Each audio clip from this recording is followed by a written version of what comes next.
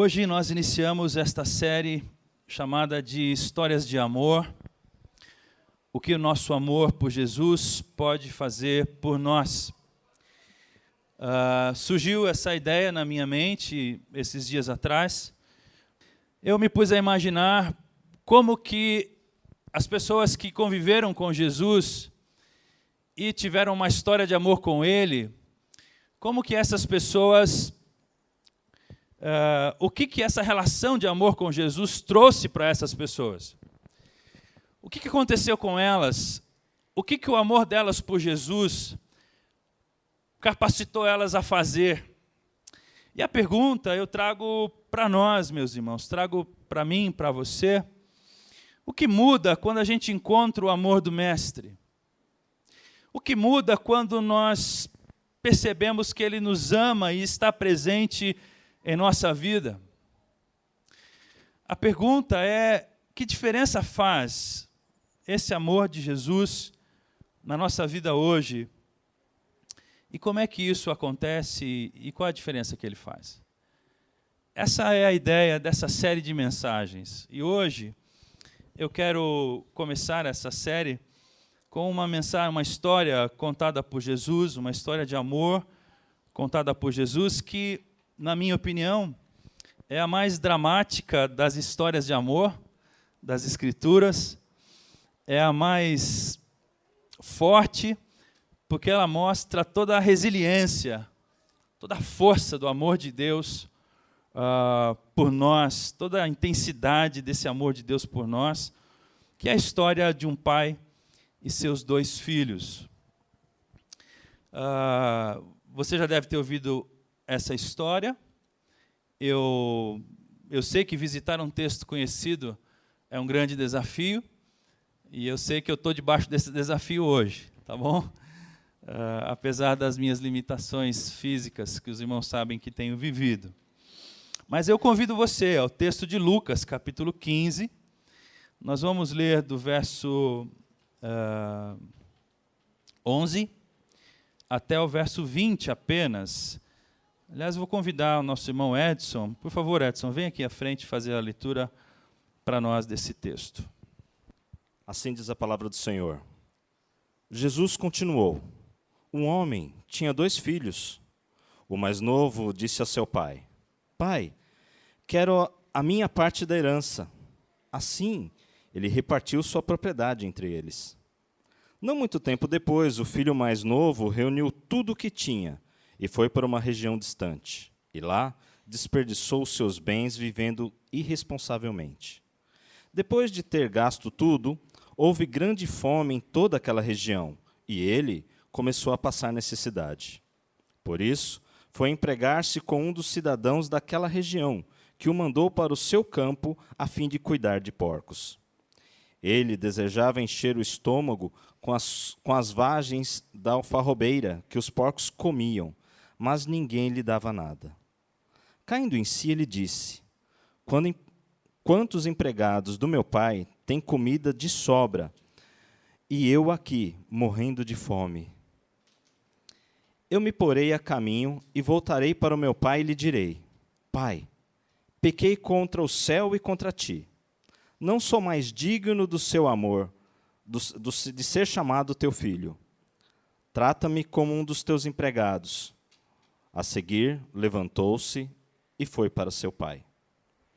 Estando ainda longe, seu pai o viu e, cheio de compaixão, correu para seu filho e o abraçou e beijou. Amém. Obrigado, meu irmão.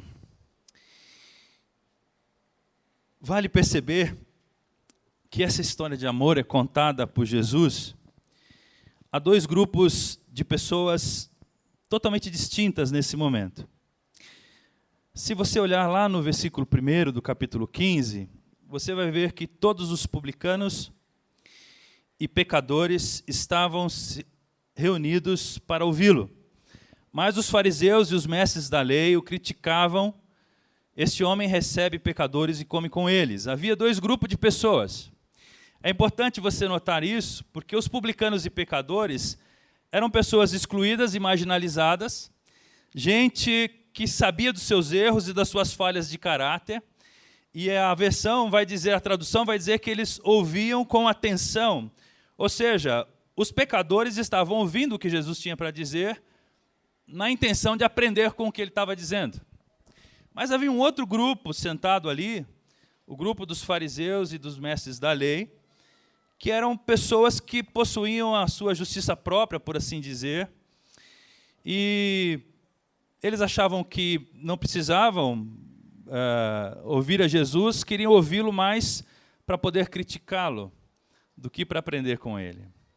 De pronto, meus irmãos, isso deve nos chamar a atenção, porque a nossa predisposição a ouvir o que o texto está dizendo vai definir se nós vamos aprender com Jesus ou se vamos nos informar tão somente. Então, eu gostaria de pedir a você que se juntasse ao grupo dos publicanos e pecadores e tomasse cuidado com a posição dos mestres da lei e dos fariseus, porque nós precisamos ouvir Jesus, não para criticá-lo, mas para aprender com ele. O verso 11 diz assim, Jesus continuou. Jesus continuou. O que Jesus continuou? Continuou o quê? Jesus continuou a história. E que história ele estava contando? Se você voltar um pouquinho aí no capítulo 15, você vai ver que ele contou duas outras histórias, uma sobre uma ovelha perdida e uma sobre uma moeda perdida. Ele vinha contando essas duas histórias que tinham o mesmo significado. O significado era, depois que você perde alguma coisa, você não fica indiferente a essa perda. Quando você perde alguma coisa, você não fica, perdi, fazer o quê? Deixa para lá. Ele conta a história da ovelha que se perde, e então o pastor deixa 100 ovelhas e vai atrás de uma. E depois conta a história da mulher que tinha 10 dracmas, 10 moedas, perdeu uma e vai atrás dessa uma. E aí ele dá ênfase e dizer o seguinte, olha, quando você perde uma coisa, você vai atrás dessa coisa porque ela é importante para você, e quando você encontra, há uma grande alegria. Você faz uma grande festa. E aí Jesus vai dizer assim, eu lhes digo que da mesma forma, haverá mais alegria no céu por um pecador que se arrepende do que por 99 justos que não precisam arrepender-se. Eu lhes digo, verso 10, que da mesma forma há alegria na presença dos anjos de Deus por um pecador que se arrepende. Irmãos, isso é algo de valor inestimável. O que Jesus está dizendo é que a mercadoria mais valiosa no reino de Deus é o arrependimento humano. Eu fiquei pensando nisso, por que o arrependimento humano causa essa festa no céu? Você consegue imaginar por quê? Eu acho que o arrependimento humano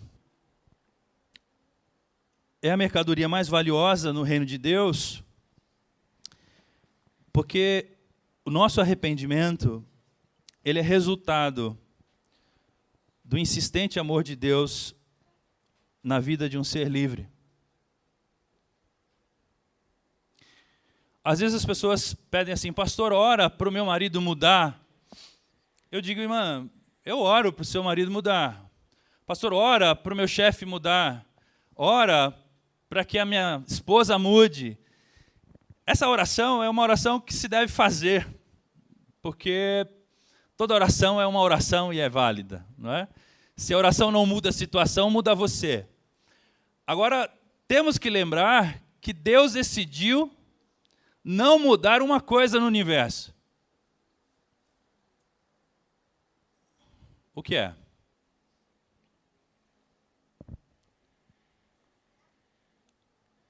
Se Deus decidir mudar uma estrela de lugar, um planeta de lugar, se Deus decidir mudar qualquer outra coisa.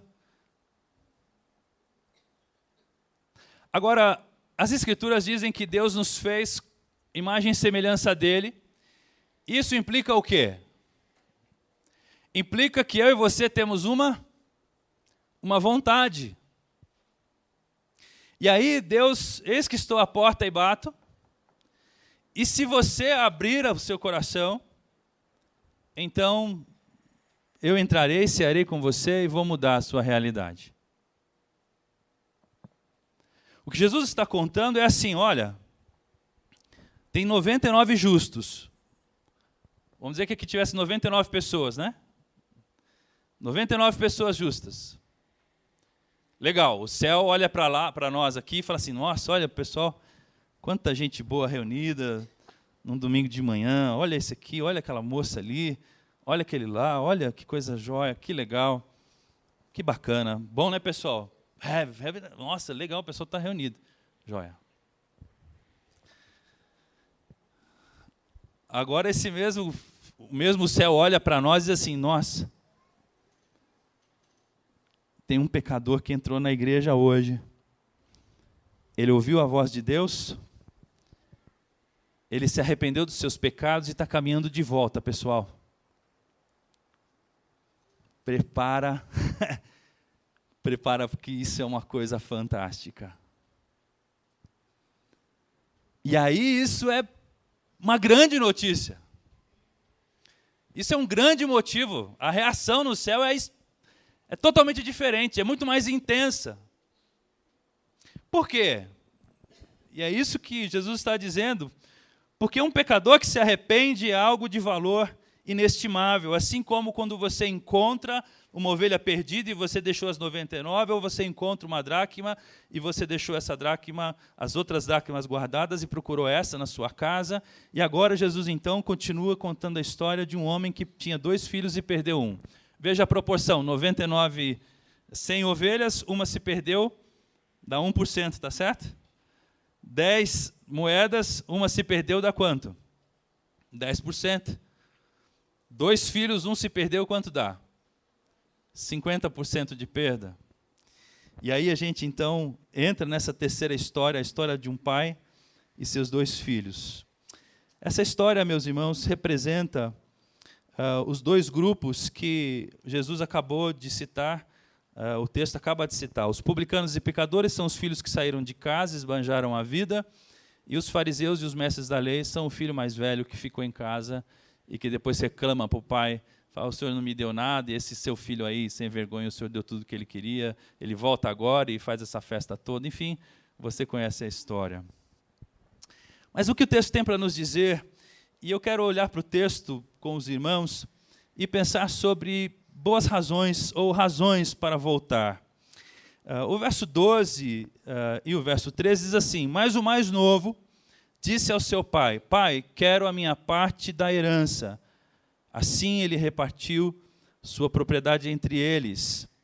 Não muito tempo depois, o filho mais novo reuniu tudo o que tinha, foi para uma região distante e lá desperdiçou seus bens vivendo irresponsavelmente. O filho mais novo pede sua parte da herança e parte.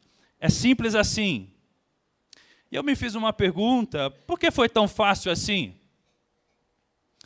Eu não sei quem de vocês que é pai aqui já passou por essa experiência de um filho dizer assim, mãe, pai, eu vou embora, não vou mais morar em casa. Alguém já passou por essa experiência?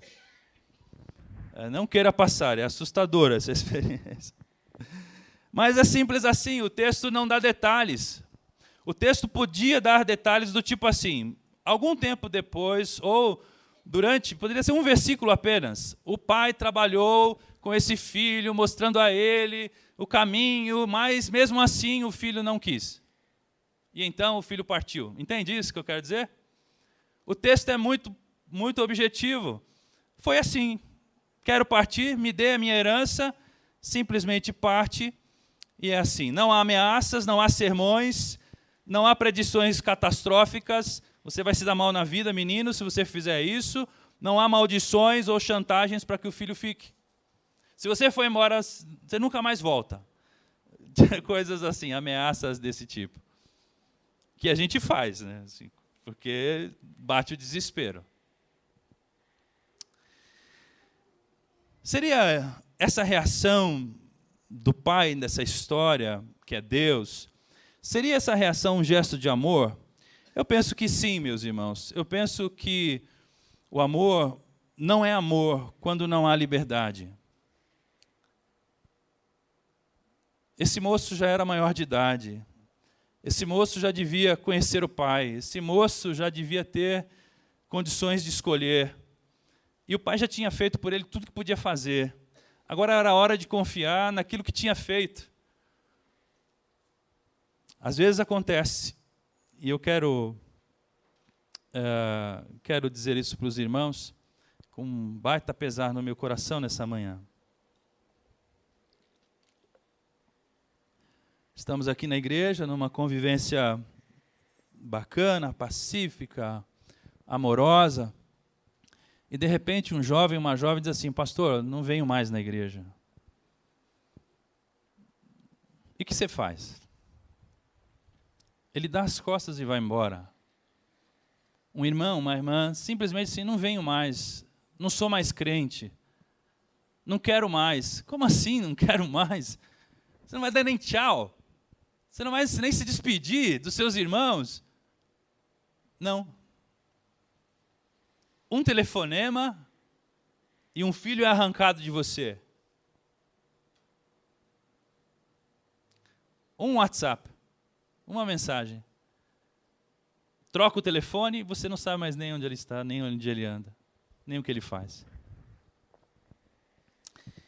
O texto diz que ele parte para uma região distante. Santo Agostinho disse assim: essa região distante é o lugar, é um lugar distante, é um afastamento de Deus, um lugar onde Deus não possa intervir, um lugar onde eu esteja fora da influência do Pai. Nós sabemos que isso é impossível, mas existe um momento que a gente resolve abandonar a Deus.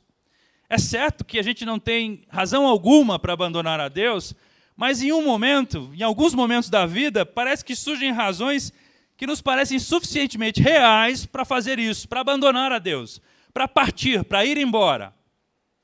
Eu alistei aqui 5 razões, eu não vou me demorar nelas. A primeira razão são insatisfações generalizadas. Eu vou pedir que você tome cuidado com essas coisas aqui, tá bom? Porque o teu pastor já não está muito bem e não posso mais conviver com novos abandonos. Primeiro, insatisfações generalizadas. Sabe quando você está, abre aspas, então, eu não aguento mais, pastor.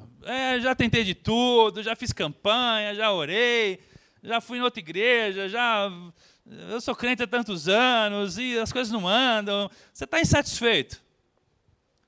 Quer saber? Fui.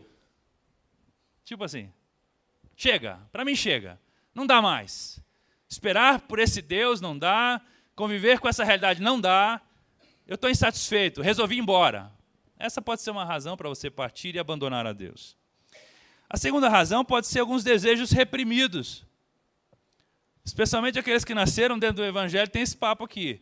São os filhos de aquele salmista, Cloé, se eu não estou enganado, que diz assim: puxa, olha os filhos dos pagãos aí, os caras fazem o que quer, é baladinha, e tal, os caras vivem como quer e está tudo bem, faz os esquemas errados, e a gente aqui fazendo tudo certo e não acontece nada, e os caras têm uma vida boa e a gente aqui debaixo, né, do reino de Deus e nada acontece.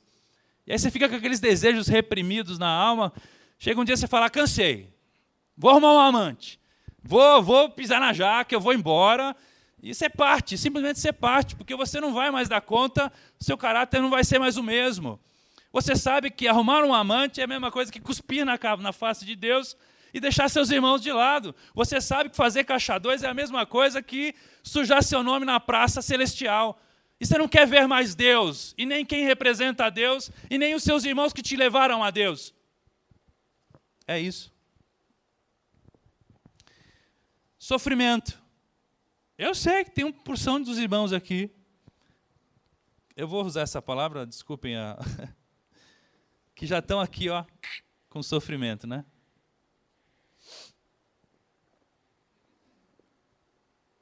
E aí lá um belo dia você fala: cansei de sofrer, chega. Acabou para mim. Não dá mais. Já que eu sofro com Deus, vou sofrer sem Deus. Quem sabe não resolve alguma coisa. Pode ser isso. Um outro sentimento é um sentimento de independência. Esse menino parece que quis isso. Não, eu não quero mais depender do Senhor. Porque depender de alguém é um gesto de humildade. Você tem que ser humilde para depender. Por exemplo, depender do pai. Depender dos sogros para viver. Depender do... Entende? Ah, chega, eu não quero mais depender de ninguém. Eu posso me dar mal, eu posso me ferrar, mas não quero mais ficar pedindo, não quero mais ficar nessa situação de ser subserviente do outro. Parece que a gente, em algum momento da vida, pode chegar e dizer assim, Deus, acabou, chega, eu não quero mais depender de ti, nem depender de ninguém, eu vou embora. Isso pode acontecer. Quinto sentimento, ou razão para você abandonar a Deus, é um sentimento de incompreensão. Ninguém me compreende mesmo. Deus não me compreende, ninguém me compreende.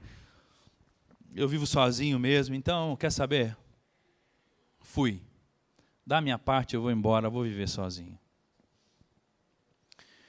Para mim, todos nós estamos sujeitos a essa ruptura repentina. O que vocês acham? Você acha que você não está sujeito a isso? Eu acho que todos nós estamos sujeitos a isso. De repente, algo dentro de nós quer romper com verdades, quer romper com as circunstâncias, quer romper com os valores que nós nos comprometemos, quer romper com as relações trabalhosas que temos que aguentar, quer romper com o peso das nossas responsabilidades. Algo dentro de nós quer nos desfazer o peso que a vida traz sobre nós, a gente quer se livrar desse peso, e isso inclui, inclusive, carregar a nossa cruz, porque carregar a cruz é um peso.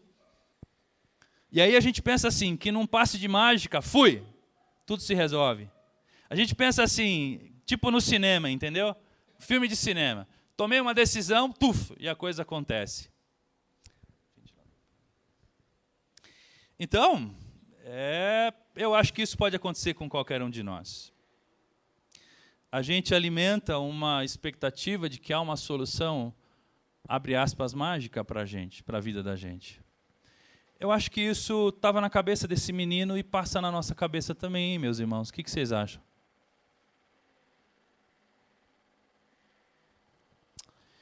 O verso 14 ao verso 16 diz assim, depois de ter gasto tudo, houve uma grande fome em toda aquela região e ele começou a passar necessidade. Por isso foi empregar-se com um dos cidadãos daquela região que o mandou para o seu campo a fim de cuidar de porcos. Verso 16. Ele desejava encher o estômago com as vagens de alfarrobeira que os porcos comiam, mas ninguém lhe dava nada. Veja que interessante, a nossa decisão era se livrar desse peso da vida, esse fardo, mas agora a gente descobre que pouco tempo depois de partir e romper com Deus, a gente descobre que a nossa responsabilidade aumentou agora. Porque agora a gente tem que administrar todas as nossas coisas sozinhos, é o que o texto está dizendo, olha aí. Depois de ter gasto tudo, ou seja, agora ele tinha que administrar a vida dele. Não tem mais papai para dizer assim, calma, não gasta aí, calma, não faz isso. Não tem mais ninguém para ajudar você. Você se livrou do pai chato, da mãe chata, da mulher chata, do marido chato, do chefe chato, só que agora você tem que dar conta do teu orçamento, você tem que saber administrar a sua vida. O peso da vida, e um deles é administrar suas finanças, está só sobre você. A gente percebe também que não tínhamos a maturidade que a gente pensou que tinha, nem a responsabilidade que a gente pensava ter anteriormente. E as consequências disso já dão seus sinais. O texto vai dizer que ele desperdiçou seus bens e viveu irresponsavelmente.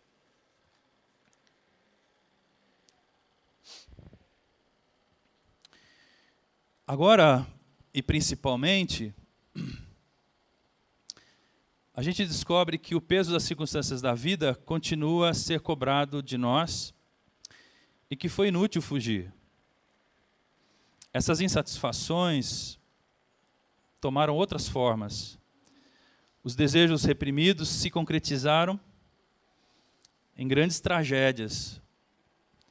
O nosso sofrimento não desapareceu. A nossa independência não aconteceu e acabou, na verdade, junto com o nosso saldo bancário. E a gente descobriu que o mundo é imperfeito e formado por pessoas imperfeitas e que é muito perigoso viver. O verso 17 diz assim: caindo em si,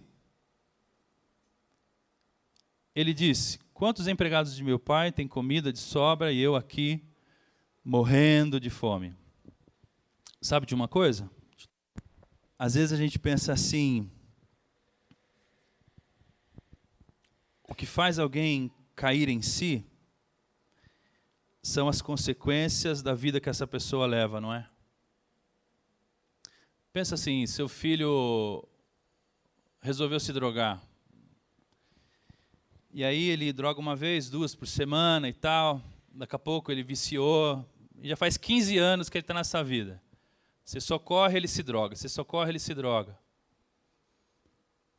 Aí você leva ele numa terapia e tal.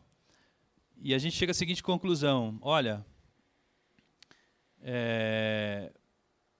só quando ele perder tudo ele vai cair em si, né?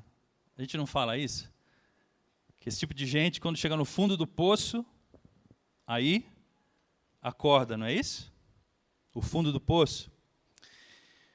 Eu acho que faz sentido. Ele não tem mais dinheiro, não tem mais dignidade, não tem mais casa e não tem comida. Ele chegou ao fundo do poço. É isso que faz alguém cair em si. Parece que a gente pensa assim: o fundo do poço vai te trazer de volta à realidade. Mas sabe, gente, eu acho que é verdade, o fundo do poço ajuda. Mas se o fundo do poço que a gente cai fosse tudo, eu acho que o problema da Cracolândia estava resolvido, ou não? Porque tem mais fundo do poço do que aquilo que a gente vai lá de vez em quando? Não tem, né? Ou seja, o fundo do poço talvez faça aquele povo cair em si e dizer assim: caramba, onde eu cheguei? Caramba, o que eu fiz? Olha o que as minhas escolhas fizeram. Mas não tira eles de lá. Eu acho que o fundo do poço também não tirou o filho pródigo de lá. Eu acho que isso não foi suficiente. Cair na realidade é perceber o que está acontecendo consigo mesmo e ao seu redor. Mas é só o primeiro passo. Precisa ser seguido de outros passos fundamentais. Veja agora o verso 18 ao verso 20. Ele diz assim: eu me porei a caminho, voltarei para meu pai e lhe direi: Pai, pequei contra o céu e contra ti. Não sou mais digno de ser chamado teu filho, trata-me como um dos teus empregados. A seguir levantou-se e foi para seu pai. Veja que interessante. Esses versos falam sobre voltar. Como é que é esse voltar? A primeira coisa que diz é: me porei a caminho e voltarei para meu pai. Sabe o que isso quer dizer, meus irmãos? Que quando a gente erra e se afasta de Deus, a primeira coisa a fazer é decidir voltar. Eu quero voltar. E esse decidir implica enfrentar o seu passado. Eu vou voltar para casa. Vou dar de cara com o meu irmão rabugento. Tenho certeza que ele vai olhar para mim e o seu olhar de condenação vai ser fatal. Mas eu já entendi, eu caí em si. Agora eu decidi voltar. Eu vou enfrentar o passado. A primeira coisa, você tem que decidir voltar. A segunda coisa que o texto diz é: pequei contra o céu e contra ti. Isso significa dizer que você tem que assumir o seu erro diante de Deus e das pessoas. Você não deu as costas a Deus, você não deu as costas à comunidade da fé, você não deu as costas à sua família. Assuma diante de Deus a sua bobagem e assuma diante da sua comunidade da fé, dos seus amigos, da sua família, a sua bobagem. O próximo passo é: não sou mais digno. Significa dizer que ele olhou para si e falou assim: eu reconheço a minha condição humana. Eu achei que era autossuficiente. Agora eu estou humilde e reconheço, eu não sou digno. Eu não sou digno daquilo que eu tinha. Você precisa reconhecer que a situação que você tinha era uma situação perfeita, uma situação era uma situação que abençoava a sua vida. E você jogou isso tudo fora. E a terceira coisa, ou a quarta coisa que diz aí, é que ele levantou-se e foi. Isso diz para nós que a gente precisa agir em direção à reconstrução da vida. É isso. Agora, a segunda parte do verso B diz assim, a segunda parte do verso 20, a parte B do verso 20, diz assim, estando ainda longe, seu pai o viu e, cheio de compaixão, correu para seu filho e o abraçou e o beijou. Eu fiquei pensando nas razões que temos para voltar para casa. Uma vez que cair em si, decidir enfrentar o passado, assumir o seu erro diante de Deus e das pessoas, reconhecer sua condição humana, isso não são coisas fáceis, são? Vencer cada uma dessas etapas, chegar no fundo do poço e vencer cada uma dessas etapas não é uma coisa fácil. Aí a minha pergunta, assim, o que torna isso possível? O que tornou isso possível na vida desse moço? Eu acho que essas coisas, ou essa volta, só é possível quando a gente tem uma absoluta certeza que Deus nos receberá cheio de compaixão, de braços abertos e com um beijo. Sabe de uma coisa, meus irmãos? Eu vou pedir para o Gabriel preparar, por favor, Gabriel, o videozinho, enquanto a gente termina aqui. A nossa única grande razão para voltar, a nossa única grande razão para recomeçar a vida é quando a gente tem certeza que Deus nos ama.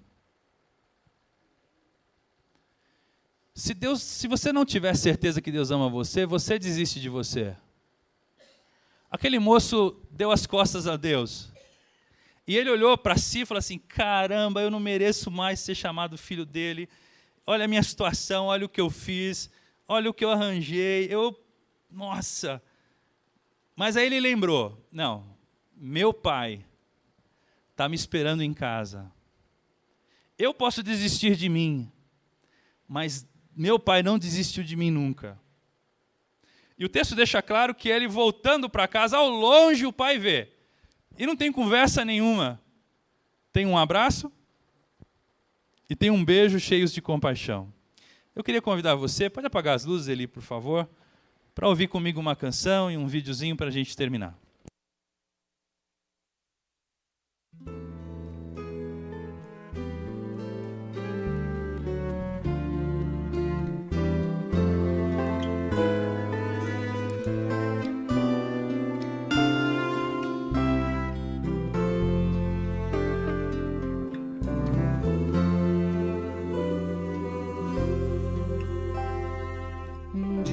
Deixei você, como fui ingrato e mal, nem ao menos agradeci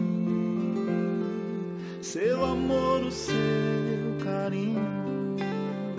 Um dia deixei você e achei tudo tão normal. Ninguém sabe o que é sofrer, até descobrir sozinho.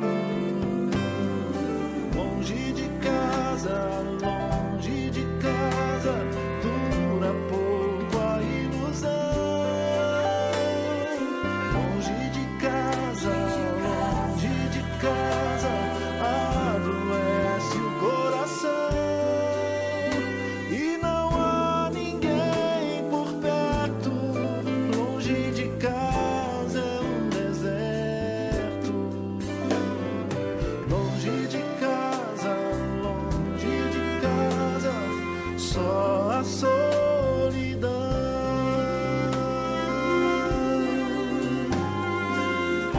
te abandonei, quanta coisa destruí, mas agora aprendi que esse mundo é perigoso. Eu quero recomeçar, levantar onde caí. Eu tô cansado de mendigar, tendo um pai tão amoroso. Longe de casa, dura pouco a ilusão. Longe de casa, adoece o coração. E não há ninguém por perto. Longe de casa é um deserto. Longe de casa, só a solidão.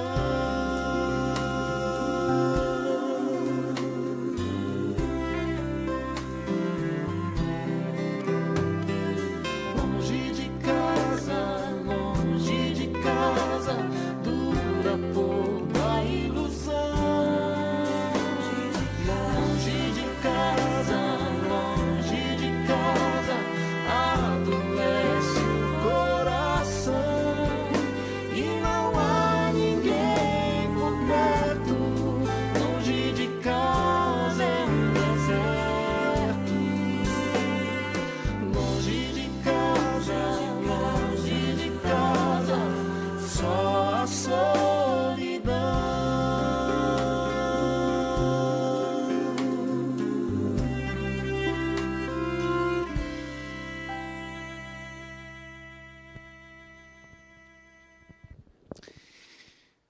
Eu quero terminar com 3 respostas a uma pergunta. Eu espero que os outros irmãos também façam essa mesma pergunta e ofereçam respostas a ela. A pergunta é: o que nosso amor por Jesus pode fazer por nós? Para mim, o nosso amor por Jesus pode nos trazer de volta da morte para a vida. Esse mesmo texto que acabamos de ler, Jesus termina essa história dizendo assim: mas nós tínhamos que comemorar e alegrar-nos, palavra do pai ao filho mais velho, porque este seu irmão estava morto e voltou à vida, estava perdido e foi achado. O nosso amor por Jesus pode nos trazer da morte de volta para a vida. Não há uma outra substância, não há uma outra motivação, não há uma outra fonte de vida capaz de nos tirar desse lugar distante, desse deserto, um lugar onde você está sozinho, está sofrendo. Não tem como você sair de lá, a não ser uma força tão grande quanto o amor do Pai, para trazer você de volta para perto dele. Irmãos, percebam isso. Nós só não nos perdemos enquanto percebemos e sentimos o amor de Deus por nós. Quando nos fazemos surdos a esse amor, a gente se perde. Eu gosto dessa ideia de... Já ouviu falar essa expressão? Viúva de marido vivo? O que significa ela? Seu marido está vivo, mas não está em casa. E você já ouviu falar essa? Órfão de pai vivo? Quer dizer, teu pai está vivo, mas você é órfão. E será que não tem também alguém... Será que Deus não é pai de filhos que estão em casa, mas já morreram? Porque talvez você pense assim: pastor, eu não estou nessa situação, eu não saí de casa, eu não pus o pé na jaca, eu não fiz nada que esse menino fez. Será? Será que mesmo dentro de casa a gente não está distante de Deus?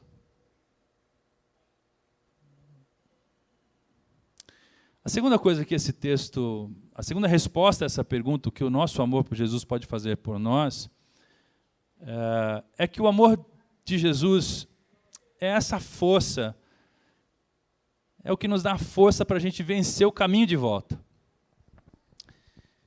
Porque esse amor de Deus por nós, meus irmãos, ele se destina a pessoas sobrecarregadas, e a gente vive sobrecarregado. O amor de Deus por nós leva em conta os nossos joelhos fracos e vacilantes.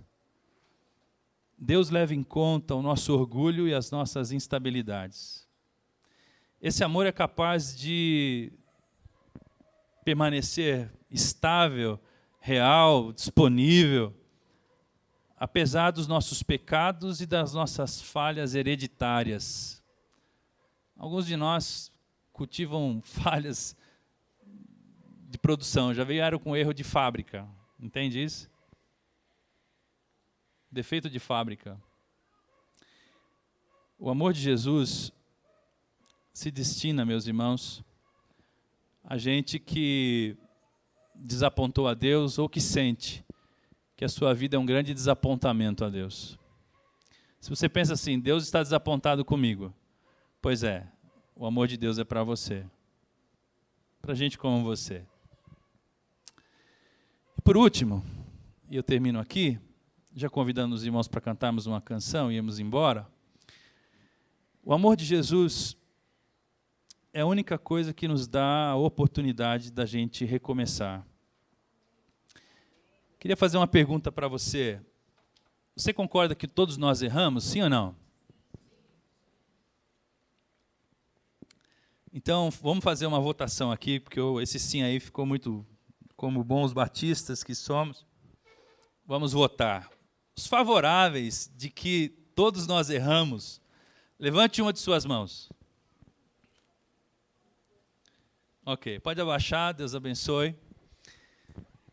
Existe alguém contrário a esta afirmação de que todos nós erramos? Levante sua mão.